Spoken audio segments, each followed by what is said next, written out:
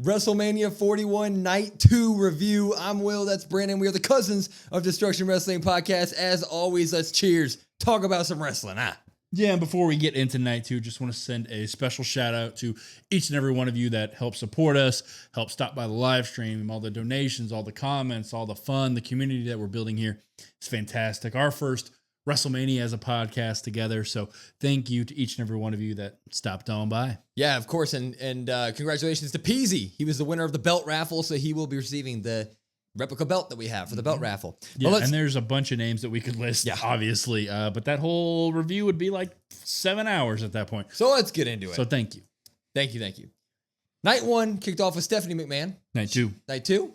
Night 1 kicked off with Triple H. Night 2, Stephanie McMahon. Here we go. She says, welcome to WrestleMania. And we get ourselves a Women's World Heavyweight Championship match. Io Sky taking on Bianca Belair, taking on Rhea Ripley.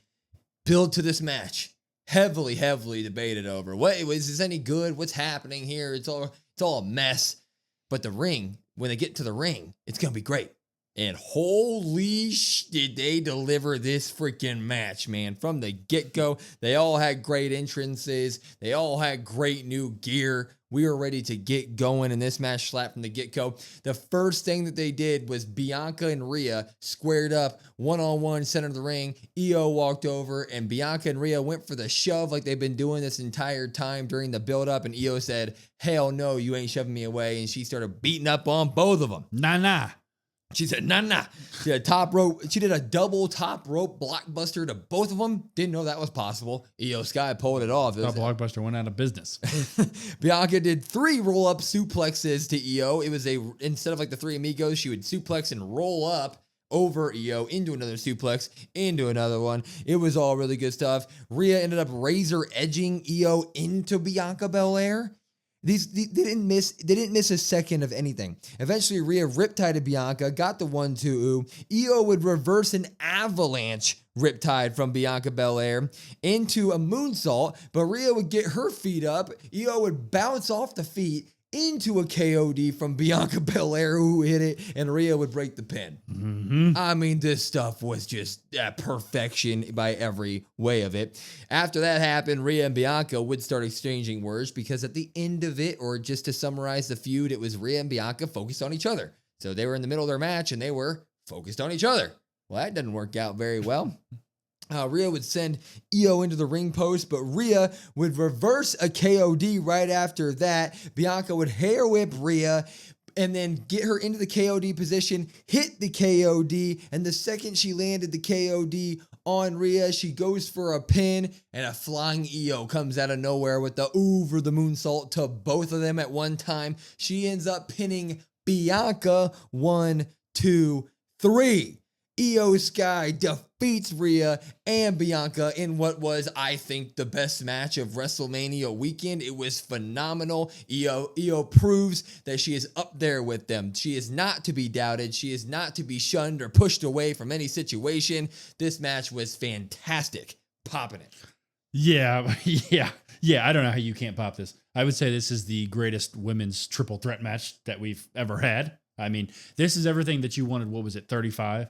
The main event, right? This is everything you wanted that match to be. This opened the night and you're like, oh, this match is going to be good. It's going to be great. And then it delivered and then delivered it. And it was like, oh yeah, how about we just keep going and we keep raising the bar? No botches, no missteps. Everything was boom, boom, boom. Everything flowed so well. Everything was fantastic. There's the story beats as well. Just phenomenal stuff. Great way to start the night. Io Sky defends. She pins Bianca, which we thought Rhea needed to take the pin. It ends up being Bianca. So Rhea technically doesn't get pinned here. We'll see if that turns into something. But I mean, perfect way to start the night off. And you think to yourself, like, the night 1 main event into this opener, like, holy hell, we are skyrocketing. We are pedal to the metal. We're turbo and nitrous all the way. This is going to be fantastic. Yeah. This was a perfect match to me. Like, the in-ring was legitimately perfect. There were 0 botches. My only complaint, if there is one, if I had to be nitpicky, was the fact that Io ended up pinning Bianca, because I do like the idea of Bianca never getting pinned at WrestleMania for a while, but that's now out the door, which is totally fine. Does Rhea come back and say, well, I didn't get pinned? Hopefully not. I would like to see Io face some new challengers because this was really cementing her as being one of the top superstars in all the WWE. She is that woman. This match was perfection at its finest. I can't say enough good things about it. And let Io Sky's reign be great because she deserves it. This is great. Yeah, it felt like obviously that was the storyline. It was overshadowed, right? But this is cements herself. I mean, a lot of people are already like, Io Sky's fantastic. She deserves it. Now she can cement herself. She can kind of push that overshadowed. She's arrived, right? Yeah. And this is phenomenal. I mean, just like you said, match of the weekend, 5-star match, perfect match. You have to go back and watch it if you haven't seen it. If you've seen it, watch it again. In ring, better than any match. The storyline beats, obviously, like the cinema of night one main event is better. But in ring stuff, phenomenal. Yeah, they did not miss a beat. We moved on to Sin City Street Fight, Drew McIntyre versus Damian Priest. They both got Doom entrances. They were both Doom based, like the video game Doom. And this match never took place on the street, but it was a banger. It was a fight, though. It was a fight. Drew would attack Damian during the entrance. He wouldn't let it happen. Wouldn't let them get their, their ring announcing and all that good stuff. It'd spill out on the outside. They were throwing each other into the freaking barricade, into the post, all the good stuff. Furniture was flying everywhere. Damian threw the stairs at Drew. Drew threw the stairs at Damian. I mean, everything was going wild. Drew ended up setting up 2 tables on the outside of the ring, which is pretty cool. Drew would do like a suicide flip to Damian right after that because Damian was on the far side outside the ring, and Drew would just casually get in the ring and do a suicide flip over the top to Damian Priest. Because, I mean, Drew's not a huge human, and that would be extremely hard to do, but whatever. Yeah. He did it. He ended up putting the steel chair around Damian's neck, and he went to Claymore him, but Damian caught him into the south of heaven. While the chair's around his neck still? Yeah. Thought that was cool. I was like, okay, yeah. Starts beating him with the chair after he doesn't, go down. They set up a table in the ring. Damian was able to razor edge Drew through that one, which cut Drew's back up. He couldn't get the 1, 2, 3 on that, though. Drew would put the stairs in the ring, future shock DDT on that thing. We couldn't get the 3, but eventually Damian Priest tried to do his good old, he tried to do the old school like Taker does, where he walks the ropes, and he was right in front of the 2 tables on the outside of the ring. And Drew McIntyre was like, "Haha, I shove you off." And you've activated my trap guard. Trap guard. He pushed him off. He fell through the tables, broke through both of those. And then Drew set up a chair in the second turnbuckle, got Damian up and put his head square right there, picture perfect, and Claymored him right into it. It was brutal. Damian fell in the ring. Drew pinned him. 1, 2, 3. Drew McIntyre defeats Damian Priest in this street fight. No shenanigans or nothing. I mean, pretty good. He cemented his win over him. He killed Damian Priest. I don't know what's next for Drew McIntyre, but I think the right person won here, and this match was great. Popping it. Yeah, like you said, I don't know what's next. Maybe Randy Orton? Maybe that could be. I like that. Kind of fun. I just kind of want to see that. Drew also had a great moment where his brother handed him the phone. Yeah. And he took a selfie of him and Damian while he's in the match, and they posted it right away. So that was awesome. This match, like you said, didn't take place in the street. So a little underwhelming there, right? Wishful thinking, but it was fun. Yeah. It's a street fight. It's all the furniture. It's all the fun stuff. Right guy wins here. Fun match, quick match. Damian still looked pretty good for the little bit that he got here. Little unsure of where that kind of leaves Damian kind of going forward, but Drew gets the win. Drew deservedly gets the win. And now maybe he can move on to something, like I said, maybe a Randy thing. I would kind of like that. Yeah, I'm very happy Drew got the win here because we were very much saying that, like, yes, he does some of the best heel work, period, in all of WWE. He's kind of reinvented what the heel is nowadays, but he always loses. And in wrestling, at the end of the day, eventually you need to get your hand raised because that's how you build your stock. He gets the win here over Damian Priest in very vicious fashion. So he looks like a badass there. He's going to have good stuff lined up on SmackDown, hopefully after this. So this is a good reset button for Drew McIntyre looking on. What they do for Damian, I don't really know. But, he had such a good 2024 to 2025 as well. Hopefully we can get some traction there for him too. Maybe Jacob Fatu on SmackDown. But very happy with their decision here. Match was good. It's all around just good stuff, Yeah, maybe Drew, like you said, faces a Jacob Fatu for the U.S. title. That would be cool. Yeah. LA Knight. maybe potentially as well. We don't know what is really going to kind of happen with him. I would kind of sign up for those promo battles. I think that would be good. Yeah, that'd be good. But this match was made for Lions. So, shout out to Lions. Hopefully you enjoyed it. Agreed. Intercontinental title match. We had 2 banger matches. We were walking into this one going, okay, this one's going to be a banger no matter what, right? It was. A little hesitant, a little bit like, is there a letdown coming? Yeah, it's got to be a letdown coming. We had Penta taking on Dom, taking on Finn, taking on Braun for that championship. Dom came out in a Penta mask. He was mocking him. Why wouldn't he? Must be hanging out with El Grande Americano. Dom and Finn would decide to work with each other early on in this match. They were Judgment Day members. They kind of shook hands at the beginning, but Penta and them didn't really like that. They started, Penta threw them both out to the outside of the ring. Suicide dove into both of them. They were doing all the good stuff. Braun did like a double German suplex to both of them at one point, and he did it again to Finn and Penta at one point. Braun Breaker's pretty strong. Steiner math adds up. Muscle plus muscle equals more muscle. There was a good part there where Dom was trying to get the 3 amigos on Penta, but Penta would stop him before the third. But Finn would come over, punch Penta, and help Dirty Dom get the 3rd amigo of the 3 amigos. And we were like, yes, Judgment Day is doing pretty well here. Things are going good. But after that, Finn found himself looking at the ropes. And Dom was like, ooh, you're in a good 619 position. And Dom was like, okay. Shoved him, kicked him into the ropes, hit him with the 619. Yeah, goes to hit him with the feet, and Finn catches him. Yeah, goes to hit him with the 619 feet, the swing. Finn catches him. It's like, what the hell are you doing? And he starts to stomp Dirty Dom. Judgment Day packed during this match is now over. We're done with that. Penta would hit a Penta driver on Finn. Braun would break it up. And that's when Carlito comes out. He starts to get involved. He pulls Penta out of the ring during the pin there. And Braun starts getting pissed off. He runs to the outside of the ring, spears Carlito through the announce table, because Carlito was on the announce table for some reason. I think he was going to put Penta through it. Things are looking good there. Braun throws Penta into the ring, spears Penta, but Dom's there. 619 to Braun Breaker. Finn would stop Dom on the splash, though, that happens after the 619. And when he stopped him, he pops up to the rope, coup de grace to Braun Breaker. And while he's pinning Braun, Dom hits the splash on Finn Balor. 1, 2, 3. We've got it. Titles and Tendies has found Dominic Mysterio. He wins the Intercontinental Championship. He pins Mr. Finn Balor. I couldn't be happier for the boy. It's the era of Dirty Dom. Pop. Yeah, yesterday for the night 1 main event, you said like golden pop, best pop ever. That might be this right here. Dirty Dom finally gets the job done.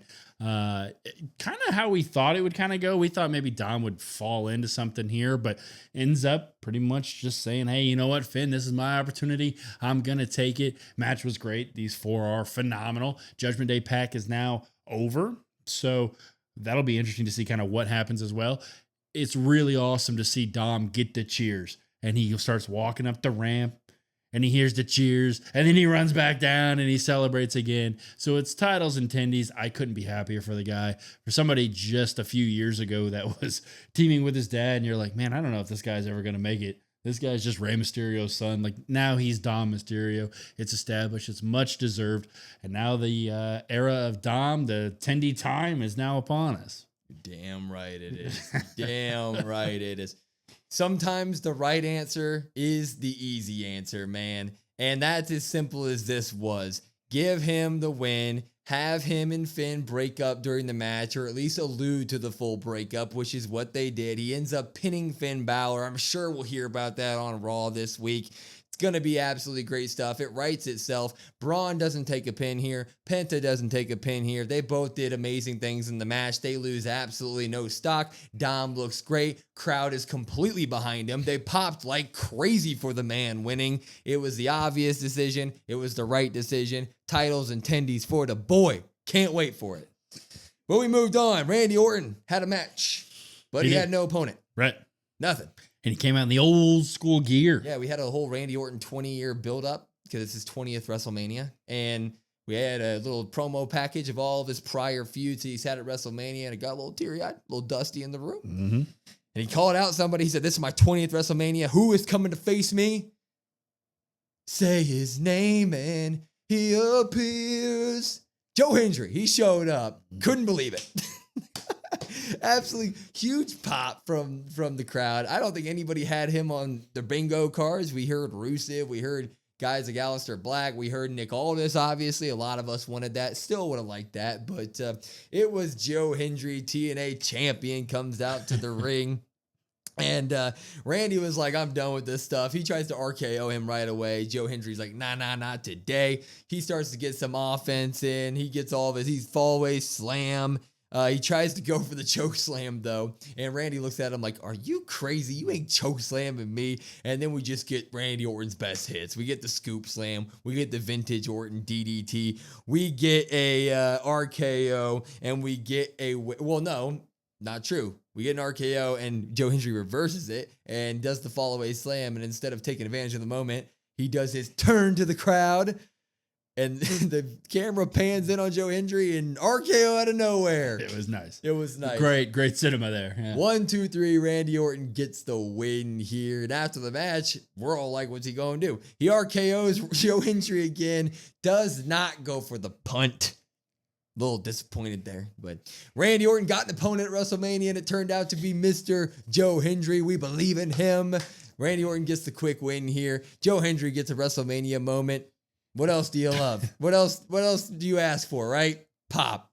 Yeah, you kind of have to pop this. I mean, a while back, Joe Hendry was rumored to be like Jey Uso's mystery opponent, and that didn't happen. And people were like, oh man, Joe Hendry would have been kind of cool. Could you imagine that pop? Well, they saved it. It was fun. It was good stuff. TNA gets a little bit of exposure here. Randy gets the win here. As we knew, no matter who Randy fought tonight, he was getting the win. You don't have somebody like a Rusev, like an Aleister Black, or I know Aleister Black's coming on SmackDown, but you don't have anybody returning or debuting or NXT call up. Nobody takes a loss. So it's really the best of both worlds. And it ends with Joe Hendry being over the top, just Joe Hendry and Randy playing his part, RKO out of nowhere, and you get another one. I mean, this was fun, and it was quick. Yeah. The matches so far were fast-paced. It was boom, boom, boom, boom, boom. Fun stuff. There's nothing to complain about here. Did Joe Hendry look weak? Sure. I don't care. Joe Hendry got to perform at WrestleMania against Randy Orton. I mean, what else would you want? A year ago, he started to become famous because of his theme song, and now he's wrestling one of the greatest wrestlers in history in any company ever at the biggest stage that there is in all of wrestling. He got 5 minutes of fame with Randy Orton. They all look great. Crowd popped the hell out of it. I loved it. I believe in Joe Hendry. Mm-hmm. Let's move it on. Mm-hmm. The night from here on out. Yeah. You talked about a little disappointed with the no punt. Well, if you wanted to be disappointed, you just had to keep watching. Things got rough here. Logan Paul, AJ Styles. Logan Paul got a pretty cool entrance. He had like a drone and stuff. And this match was long. They gave it a lot of time. Every match up until this point was very bang, bang, bang. Not saying they didn't give him time, but like the way that the matches were booked, they were high energy, high everything, and it felt good. They were great. Mm-hmm. And this match was a little slow. Yeah. It spilled out of the ring right away. And AJ Styles like put Logan Paul in the apron, and they beat each other up there. And Logan Paul did the same thing to AJ Styles. There was a point where the drone landed on the Prime bottle, and Logan Paul did a spot there where he was looking at the drone during the match, so he was getting all of his stuff in. AJ would get a comeback in, a bunch of suplexes, all that good stuff. He would try to go for a phenomenal forearm, but Logan would stop it, and AJ would still hit him with a springboard moonsault. Eventually, Logan Paul hit a buckshot lariat, all that good stuff, and he would hit a Styles clash to AJ into the corner, but then AJ just didn't sell it, and immediately Styles clashed Logan Paul, and I mean immediately. Like, got Styles clashed, and Logan Paul did that roll that AJ does to go for the pin, and AJ just rolled out of it. Yeah, he's like, no, I'm not doing that. Yeah, I'm not doing that. Okay. Logan Paul's entourage showed up. I don't know his name. I'm sorry. He didn't have any Prime bottle this year. No Prime bottle shenanigans. Karrion Kross shows up though. Glad to see him. Love to see him on the WrestleMania card in any way, shape, or form. And he stops the entourage from giving Logan Paul the brass knuckles. He steals the brass knuckles, and he's like, AJ, use these brass knuckles. We can't have you losing this. And AJ's like, ooh, brass knuckles. No, throws him away, punches Karrion Kross, tries to go for the phenomenal forearm, but prime punch from Logan Paul. Punch, Titanium punch. We like to call it the prime punch because it makes more sense. Flows off the tongue. Logan Paul hits the prime punch, hits the pulverizer. 1, 2, 3. Logan Paul defeats AJ Styles at WrestleMania 41 with help from Karrion Kross and his entourage members. I don't know. There were shenanigans in there. I knew this was coming, and it still sucks to see. That's how I'm going to put it. And I'm going to drop it. I don't like it. Sorry. Dropping this match. I'm going to drop this. No Prime Bottle. I mean, you kind of look forward to the Prime Bottle appearance. Who's going to be in the Prime Bottle? I thought Karrion Kross would have been perfect. I thought Karrion Kross was going to make an appearance. He did. He ends up costing AJ kind of technically, but also he's like preaching to AJ, like, you just got to listen to me sort of thing. So we get the AJ Karrion feud out of this, obviously. That's fine. That's great. That'll be fun. Logan Paul gets the WrestleMania win over a legend in the wrestling business, over AJ Styles. Just kind of leaves a sour taste. And kind of how the whole way it went about, like, it is what it is. I would like to say that I was the most disappointed in this, but for me, it was like, oh, okay, well, maybe the other stuff can kind of save it. Let's look forward to this. Like you said, match was a little long, a little bit different than what we've seen from Logan Paul matches. Usually they're spot fests, and don't get me wrong, had plenty of spots in this one, but a little bit longer, a little bit more like heel work from Logan here. But yeah, just I wasn't excited anyway for this, kind of like the tag match in night one. So for me, I feel like no matter kind of what they did, I would have been like, but Logan getting the win here, it's kind of like, dang, okay. Yeah, I'm just not a fan, and that's okay. Yeah. Yeah. I'm going to look at this match as there are a couple silver linings, right? It looks like WWE has a plan for Karrion Kross, so that is good to see. It looks like they are going to stick to this AJ Styles Karrion Kross storyline. Can they pull something out of it? Hopefully, because they're both great, and Karrion Kross deserves a lot more TV time. So there's my silver lining there. But then again, how many WrestleManias does AJ Styles have left? Probably not very many. Logan Paul steals one here in what was sort of a bummer match in terms of what Logan Paul's we're kind of used to from him. Normally we do see high spot, very practiced out matches, which this was that, but there was no oomph to it that we normally get. So I was a little bit disappointed with the in-ring work as well. So just overall, sure, good things might come out of it in the future, but as a watch, Yeah, not, I'd have to go back and kind of fact check myself, but right off the top of my head, like, usually even if Logan in the matches, like, he shows out and he shows up, and this was probably the worst one that I remember Logan being in. Kind of just didn't really, like I said, didn't really hit nothing was wrong with it, but just didn't. Agreed.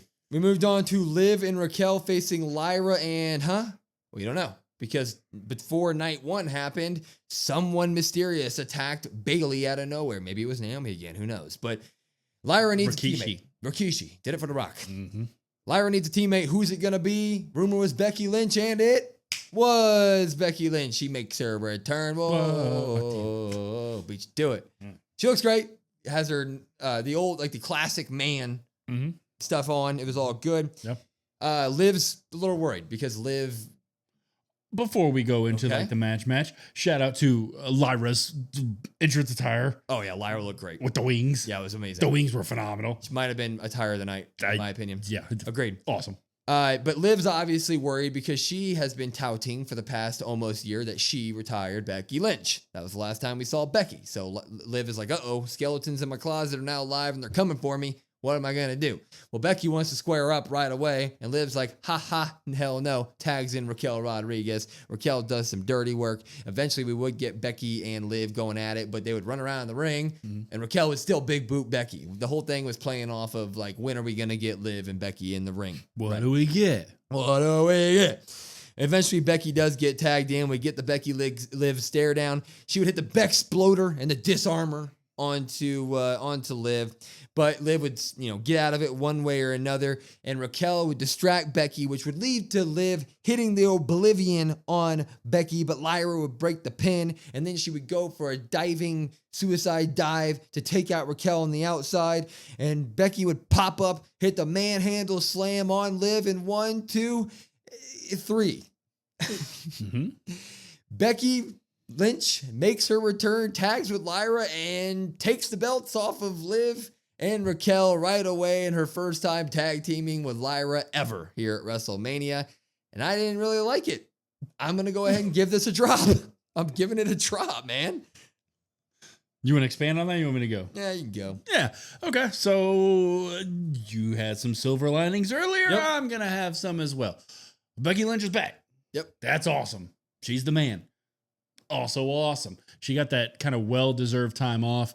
At the previous time, before she left, I was kind of Becky Lynched out. I don't know if everybody was, but I know I was. And so when I heard she was taking some time off, it's like, okay, cool. That's awesome. When she comes back, I'm going to be excited. And I was. It was awesome. We've seen her, I guess, previously kind of talk to Lyra and be the mentor role. So kind of hinted at that. Like, okay, that's going to be the tag opponent.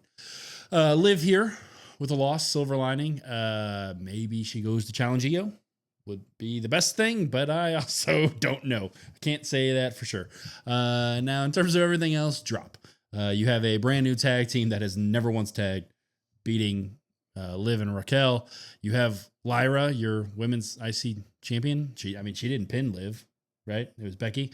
So, she's secondary to Becky, which is, we all know that, but it's very up in your face.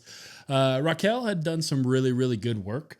We were very critical of her early on. You have Liv Morgan. I don't need to say anything more. She just earlier in the day won the Woman of the Year for the Slammy. It's Liv Morgan. What else needs to be said? We talked a little bit about criticize the path for Liv to Mania. Like, God, this is ass. This is not good. How do you not have something for her? And then they were like, hey, we ruined Liv's Mania push, but you want to see us do it at Mania? And we were like, no. And then they were like, okay, well, we're going to do it anyway. And so just a bad taste. It is also kind of a drop for me that Lyra, who can't even defend the one belt, isn't on TV for the one belt. Now she's got two belts. So all around, great to see Becky back. Great to eventually see whatever comes out of that. And maybe Bayley's in the IC title scene as well. Maybe that comes back to play.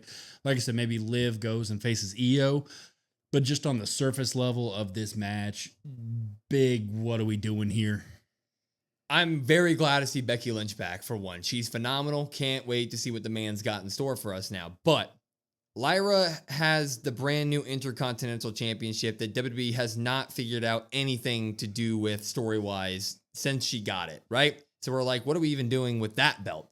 Since Liv and Raquel won the tag team championships, there hasn't been any real story with those either. So it was two belts that both needed storylines separate from each other. And Liv was a part of the tag team title scene, one of the biggest stars in all of women's wrestling, right? You can do stuff with her. And now Becky has it. So, I get that. But what I'm saying here is it writes itself that you just have some way, somehow, Lyra doesn't win this match. And we just naturally progress that into an intercontinental title feud of some sort with good story.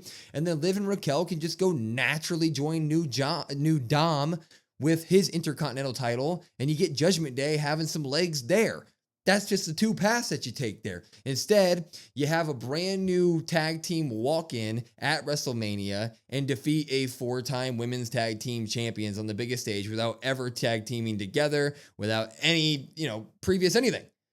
That feels bad. Like, I'm sorry. I'm going to look into it too much. I'm going to be that wrestling fan that just digs into the story a little bit too much here. But it feels bad because of the people involved as well. Like, Liv just didn't have any sort of story leading into Mania. We get there. We get a returning Becky. And it's just kind of LOL, Liv loses again. And it just feels bad. I don't like it. Hopefully good stuff comes out of this. You lined up a bunch of silver linings. Hopefully they all lead that way, because I would love that. And then we'll look back at this and go, okay, it set up some really good stuff. That was good. But at the moment, right now, without having any of that proven, I have to just go, I don't know what you're doing, man. I don't see it.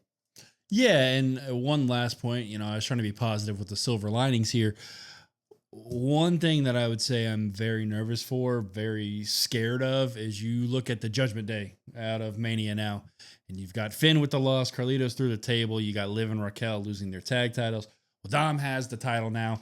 Dom is getting the cheers now. Now, I know Liv gets cheers as well, but I am very afraid now that Dom is the one that gets kicked out, and you have Liv in the Judgment Day stuff. I'm okay with Dom being on his own. So I don't want that to be confused. I'm okay with that. That's awesome. That's fine. But if you separate Dom and Liv, that's where I have a real problem. Yeah, we shall see. Yeah, I agree with you. A lot of bad can happen coming out of this. A lot of good can happen out of this. Then the glass breaks. Stone Cold's here. He announces the attendance. They had a bunch of people show up to WrestleMania this year.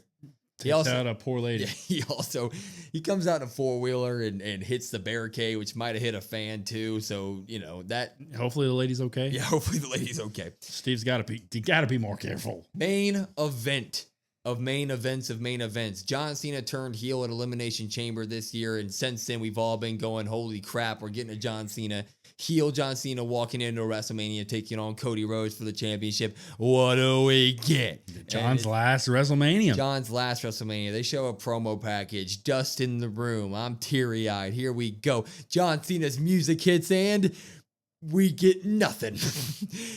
No lights, no nothing. All it is John Cena, black background with white wording on the Trons. It just says John Cena, like you're getting an email from your boss.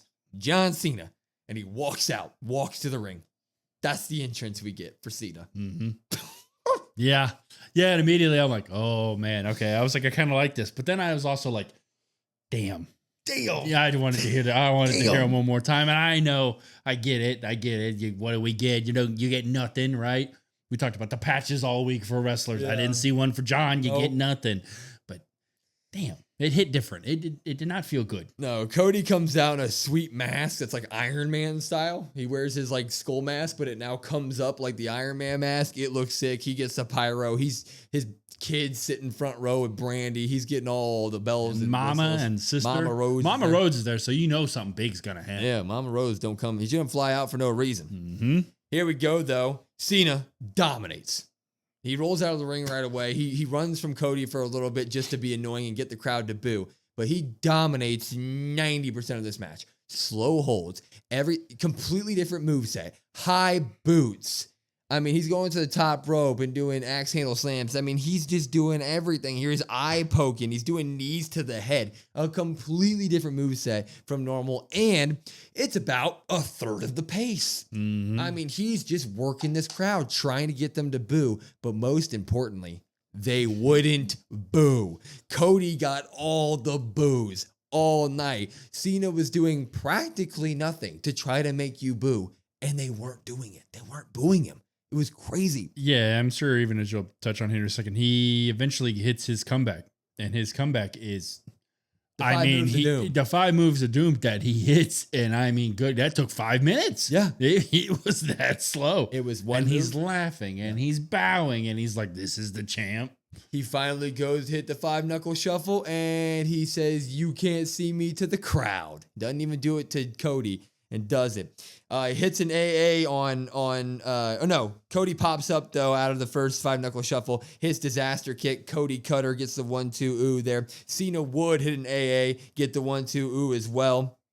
Then he get Cody to the top rope, hit a super AA, 1-2 ooh as well. So big stuff here. He starts... Cody would come back with a super Cody Cutter as well, get a 1-2 ooh. So we're getting finisher fest here, right? Mm-hmm. Cena would eventually hit a STFU is what they called it. They did not refer to it as the STF. They added the U to it. He's a bad guy, so stuff there. And he keeps pulling Cody back, just locking it in. Eventually, Cody, though, turns the STFU and shoots John into the ref bump. Uh-oh. And that's something big's about to happen. Something big's happening here. And that's when he hits the crossroads on John Cena. But of course, there's no ref. And Cody's got Cody. So he goes over and checks on the ref. And while he's checking on the ref, Cena exposes the turnbuckle and throws Cody into it a couple times. And then he hits the FU, the AA, whatever you want to call it. 1-2 ooh. And he's sitting there at this point. Cena's finally like, crap, what am I going to do to beat this guy? Travis Scott's music hits. Fiend. Yeet. I don't know. He comes out and he's, I guess, the hardcore champion now. He's got himself a nice hardcore championship. That's the one they gave him. Mm-hmm. And he comes out to the ring and Cena's laughing. Travis Scott gets to the ring. Cena gives him a hand, says, "Get on in here, buddy, old pal of mine."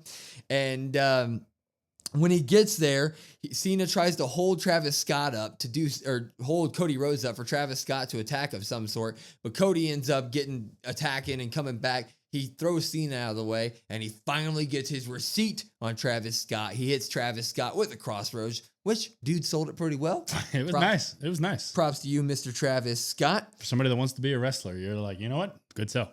But when Cody turns around, John Cena's got the championship title in his hand. And he runs after Cody to hit him in the head. Cody stops him. And Cody takes the belt from Cena. And Cena alluded to it on Friday. He said there will be a moment where you will have to make the hard decision. And that will be the decision that you have to make in order to beat me and stay champion. And that decision was this.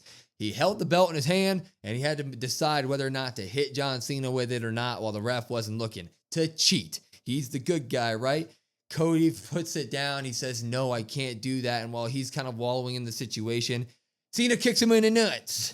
Right in the nuts. Once again. Square in the nuts. And he grabs the title and he hits Cody Rhodes with the title. Hits himself in the head. Hits himself in the head. He runs over his Cody Rhodes square in the head with the championship. Goes for the pin. Refs there. 1, 2, 3. Mm-hmm. There's nothing afterward. John Cena poses with the title. He tells the people in the arena to turn his music off. Him and Travis Scott look at Cody Rhodes, who's walking up the entrance ramp pissed off. Travis Scott leaves. Cena says, I don't want to do anything more. Turn my music off. Puts the belt backwards on and walks out of WrestleMania. While he's trying to be a heel. And the crowd is chanting, thank you, Cena. Yeah. Because it is his last Mania match.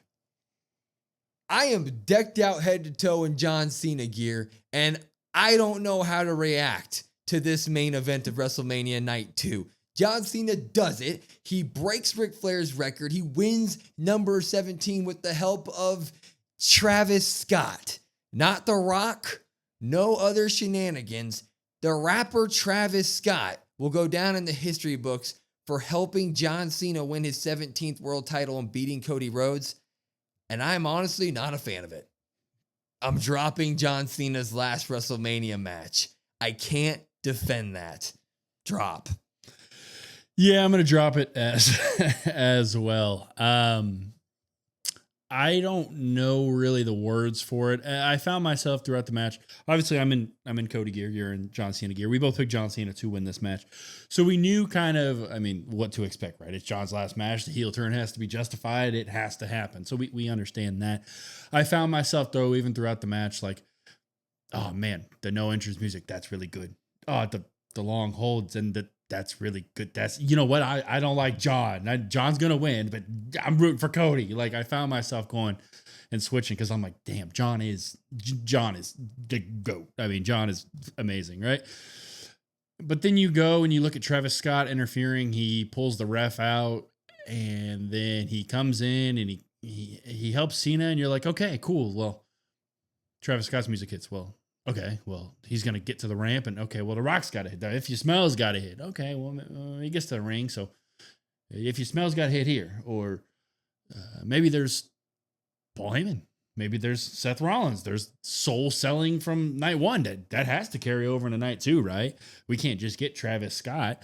The backlash that Travis Scott faced at Chamber, you would think is, hey, that's enough to be like, hey, get Travis Scott away from Cena and Cody Rhodes. I don't want him anywhere near anything important. And then they didn't. And then you're like, okay, the 1, 2, 3 seemed sudden. I will say, like, the 1, 2, 3 happened, and I don't want to say it was shocked because I was like I said, I predicted Cena to win and knew Cena would win, but it was kind of I would say underwhelming. I would say just like that's what we got. Like, that's the 3 count. Okay, cool. Well, you got to have something. And then you didn't. And it's just like, oh, and I understand. What do we get? You get nothing. I understand that's the whole shtick, but there is a line to it, right? I don't think Travis Scott should have been a focal point of this. If he was, I think it should have been a minor point. I think The Rock should have had to make some sort of appearance because now you look at it and you're like, well, the Chamber stuff, like, he sold his soul and that didn't really come into play here. Like, Travis Scott came out. Yeah, cool. Awesome. But that was it. The selling of the soul, the mentioning of The Rock on SmackDown leading up to it meant nothing. And like I said, I think we're maybe a little bit victim to our own booking. Mm-hmm. Maybe it's not as bad as we think right away, but for somebody that was so excited for the heel turn and somebody that was like, he has to win to justify it, it seems almost as if it is a easy way out. It's an easy way to get Cena to 17. It's an easy way to justify the heel turn. And you're just expecting a little bit more substance. I get the whole what do we get is a part of the storyline, and we're supposed to feel this way. We're not supposed to cheer for heel John Cena. That's the point. They want you to hate it, but it's the main event of night 2 of WrestleMania. And the whole thing was John Cena sold his soul to The Rock. The Rock. The Rock. And we haven't seen or basically heard about him since the heel turn. They alluded to him on SmackDown Friday night, but since then, absolutely nothing. And to sit here and say this is Cena's last WrestleMania, he breaks Ric Flair's WWE Championship record, and the reason he does it is because the rapper Travis Scott, who has his own personal issues in life, is the reason and helps him win it, and that's it. That doesn't feel good. That doesn't feel like a what do we get situation. That feels like a that's really what we got situation. I'm decked up in John Cena gear. I love the heel Cena stuff that he did during the match. I love the no entrance. I love John Cena's portion of all this. But booking it to where that was the turn on how Cody had to make a decision in order to win the match or not, that felt like a dud. It felt like a dud. Am I looking forward to the Cena stuff now? Hell yeah. I'm not out on it. But for that to be the WrestleMania main event of night 2 of 42, that just feels like it feels like a dud. Yeah, 41. Whatever. Night 1, for night 2, 41. Yeah, they should have switched the main events. Yeah. If this is what we were going to get, they should 100%. They should have switched it. Yeah, I don't know. I don't want to sit here and say I'm not excited for the Cena stuff because I am still excited because he does have the title, but to have that be the reason and to have no referencing or like, where do we go from here? What is it? I assume Randy probably steps up to the plate. I have no idea. And maybe that's what it is. But I mean, I would say it definitely took a hit. Yeah. I would say I'm not as excited as I was. I'm not as excited as obviously the original heel turn or even the work since then. It's just kind of what you get. And it's just like, oh man, like for a night 1 that some people said night 1 didn't feel like a WrestleMania. Night 1 was maybe hit or miss. We loved it, but night 1 for some people wasn't great. Night 2, I feel like was fantastic. Poof. And then it just fell off a cliff. And then to end like this, it's just kind of like, oh man, it's a sour taste. If night 1 ended like this, and I had a whole other night to get excited for, and then we got the Seth Rollins stuff in night 2, I'm going, holy God, this is one of the best WrestleManias. But it does feel like they really leaned into the what do you get stuff to a point where it was just too much. To where now it's just like, okay, now it does kind of feel like you're just kind of just taking away story beats or just giving me very cheap story beats in order to just get to the next point of whatever. We just need to get Cena the belt. How are we going to do that? Screw it. Travis Scott, he was there for the heel turn, so that's going to be enough to get you there. It's just not for me. And I could talk, continue to talk about this, and we'll have more thoughts about it later, I guess, but we're very in the moment right now, and I don't really have many more words to describe it. It was my childhood hero's last WrestleMania. I'm very thankful that he got to win the championship, and I love him to death, and I'm looking forward to the rest of it. But just being the critical guy that I am, I have to look at the story and go, you missed on this one, guys. Sorry. Yeah, it's awesome that he won it, and it's awesome that he, gets to walk out last Mania as champion. That is, silver lining there.